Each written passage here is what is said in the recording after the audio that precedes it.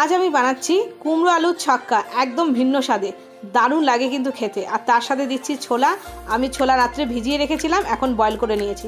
দেখো কত সুন্দরভাবে ছোলা বয়েল হয়েছে। আর অল্প একটু নুন দিয়ে ছোলাটাকে বয়েল করেছি।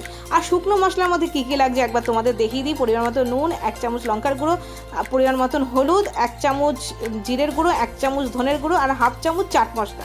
চাট মশলাটা অবশ্যই দিয়ে দেবে। আর ফোড়নের জন্য নিয়েছি 2টো শুকনো লঙ্কা, একটু গোটা জিরে আর হিং। হিং কিন্তু মাস্ট, হিং দিতেই হবে। এবার দেখো কড়াইতে আমি দিয়ে দিয়েছি সর্ষের তেল, 4 চামচ মতন তেল দিয়েছি। তেল গরম হয়ে গেছে। এবার সবার প্রথমে আমি দিয়ে দিচ্ছি ফোড়ন। ফোড়নের সুন্দর গন্ধ আসবে। দেখো শুকনো লঙ্কা দিয়ে দিয়েছি, জিরে দিয়ে দিয়েছি। শুকনো লঙ্কা জিরে গরম হয়ে গেছে। এবার দিয়ে দেবো পরিমাণ মতন হিং। পরিমাণ মানে হিংটা একটু বেশি দেবে। আমি এখানে একটু বেশি দিয়েছি, মানে 1/4 টিস্পুন হিং দিয়েছি আমি। হিং যে বলে না 1 চিমটে দেবে, 1 চিমটে হিং দিলে হয় না, একটু বেশি করে হিং দিলে হিঙের গন্ধটা তরকারির মধ্যে বেশ থেকে যায়, ভালো লাগে। তো দেখো আমি হিং টিং দিয়ে সুন্দর গন্ধ তো বেরিয়ে গেছে। এবার আমি প্রথমেই দিয়ে দিলাম আলু।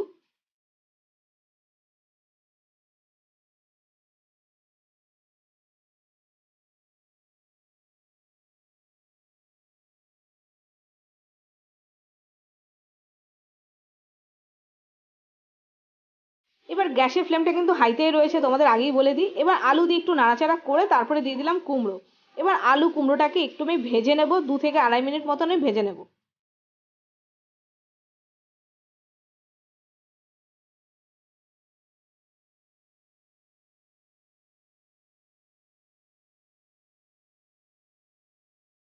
আমার আলু আর কুমড়ো কিন্তু হাই ফ্লেমে ভালোভাবে ভাজা হয়ে গেছে আর খুব সুন্দর একটা ফোড়নের গন্ধ এসে গেছে।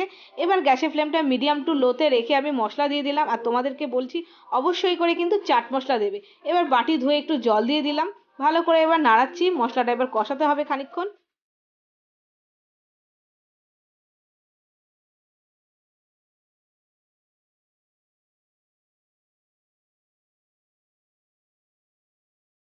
মশলাটাকে আমি কিন্তু 1 থেকে 1.5 মিনিট মিডিয়াম টু লোতে রেখে কষিয়ে নিলাম।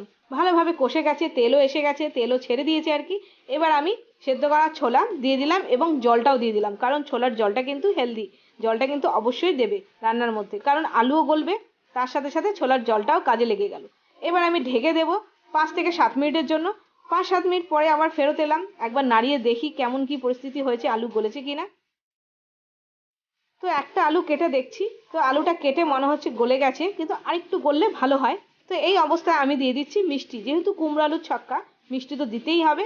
এখানে আমি 1 চামচ মিষ্টি দিলাম, চিনি দিলাম। তোমরা যদি আরেকটু মিষ্টি মিষ্টি পছন্দ করো তাহলে আরেকটু দিয়ে দিও। এবার চিনিটা দিয়ে আমি আরেকবার নাড়িয়ে নিচ্ছি।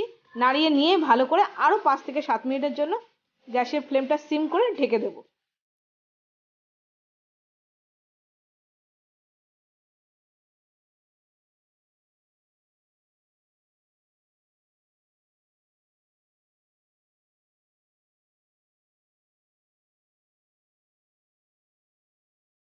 তো ফাইনালি 7-14 মিনিট পর কিন্তু আমার কুমড়ো আলুর ছক্কাটা একদম রেডি হয়ে গেছে। তো দেখো আলু আর কুমড়ো সুন্দরভাবে গলে গেছে।